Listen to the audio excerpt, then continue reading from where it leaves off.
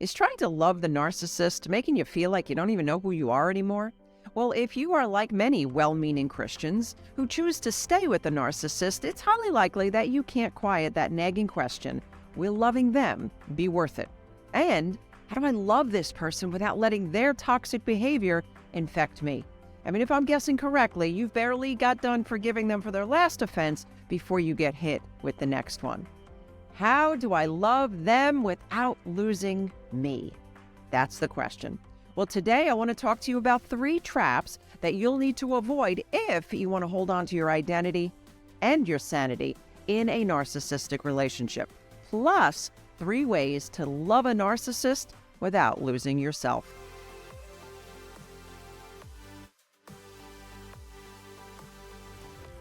Well, hey, my friend, my name is Chris Reese, and I want to welcome you back to another edition of the Building Faith podcast, where it is my hope to bring you biblical solutions to life's tough challenges. So if you are not already subscribed, would you go ahead and hit that subscribe and notification button so you don't miss any of the content that we put out?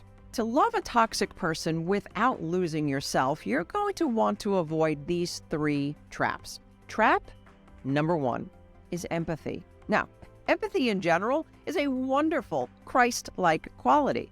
But when you have empathy with a narcissist, their receiver hears, "Oh, I can take advantage of you." Now, even if they don't actually say that out loud, that's how they're feeling. You see, the trap of empathy with a narcissist is the false belief that you can actually heal them. Trap number 2 is codependency. Codependency is an unhealthy attachment, almost addictive, to another person. It is the devil's counterfeit for interdependency. And when codependency is thriving, you can't be okay unless the other person is okay with you. And codependency with a narcissist is kept alive with the belief that you can change them. And trap number 3 is hope. And this is where most Christians get tripped up because they stand firm on the belief that all things are possible with God. And my friend, I'm right there with you on that. All things are possible with God, but the problem doesn't lie with God. It lies with the narcissist's choices. And until they stop choosing demonic behavior and repent, well, there isn't much hope. Proverbs 13:12 reminds us that hope deferred makes the heart sick, but a desire fulfilled is a tree of life. So if you are hoping that today will be a good day, but then get rocked when it's not, it's likely that you're hoping against hope, not of anything with substance. Now, hope deferred with a narcissist is the belief that it will be well worth the wait. Okay, so now that you know where the landmines are and how to avoid them, now it's time to apply the 3 principles to love the narcissist without losing yourself. Number 1, accept who they are and how they are. Look, I can almost hear you now. Chris, how could you possibly tell me to accept such terrible behavior? It would be like saying, "Oh, that's okay, just walk all over me." My friend, that's not what I'm saying. When I say accept who they are, acceptance doesn't mean agreement. It doesn't even mean tolerance. It simply means that you recognize who they are and how they are, and you give up the stress of trying to change them. You can recognize whether you've accepted this person if you no longer should all over them. You see, Maya Angelou once said, when someone shows you who they are, believe them the first time. It's time to hang up the hope that today is going to be a good day, and then getting bent out of shape when their lies, manipulation, self-pity, anger, condescension, blame-shifting behavior ruins the day. You see, it can't ruin the day if you're actually expecting it. And you hang up the expectations when you hang up the shoulds. So stop being shocked when their behavior is narcissistic. Simply determine what your boundaries will be and stand firm to protect yourself. And if you usually drive to parties together, but you're constantly getting into arguments over his road rage, simply take another vehicle or go by yourself or don't go at all. Those are just some examples of some boundaries that you can set.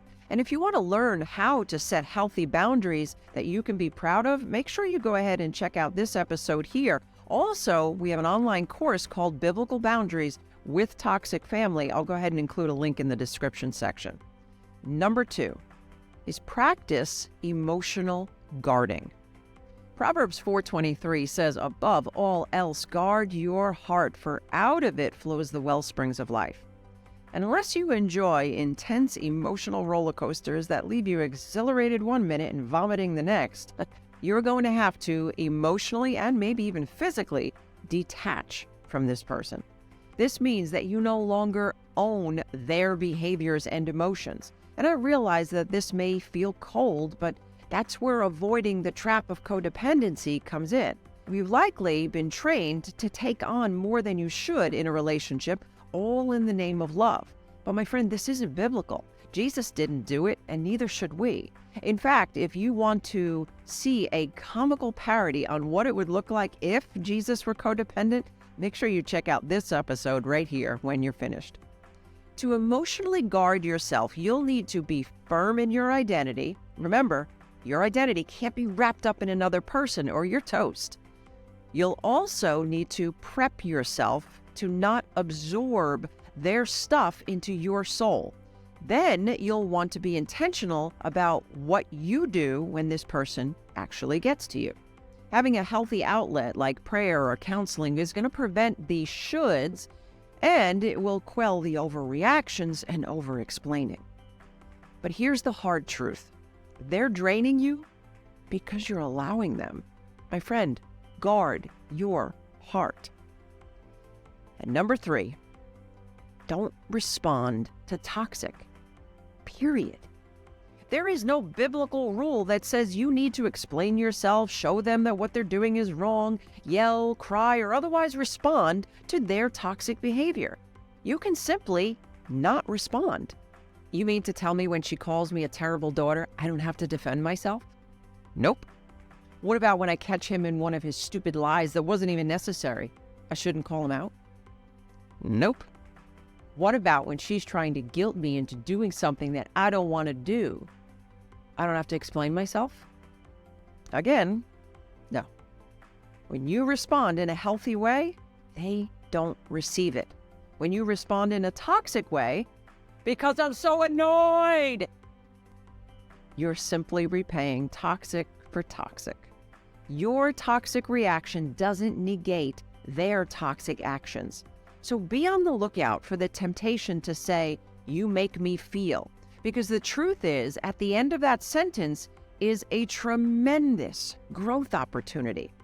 And if you're tempted to say, she makes me feel guilty when, I want you to own the middle part and change it to, I feel guilty.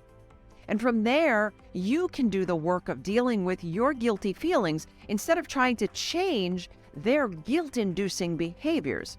Because in case you haven't noticed, it's not working. Choosing to stay in a narcissistic relationship is no easy task.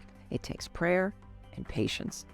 But you're also going to need a strong identity in who you are and even stronger boundaries. And to do that, I want to invite you to check out this episode next. And be sure to get your hands on our Toxic People Survival Guide. My friend, it is my free gift to you. I'll include a link in the description section below.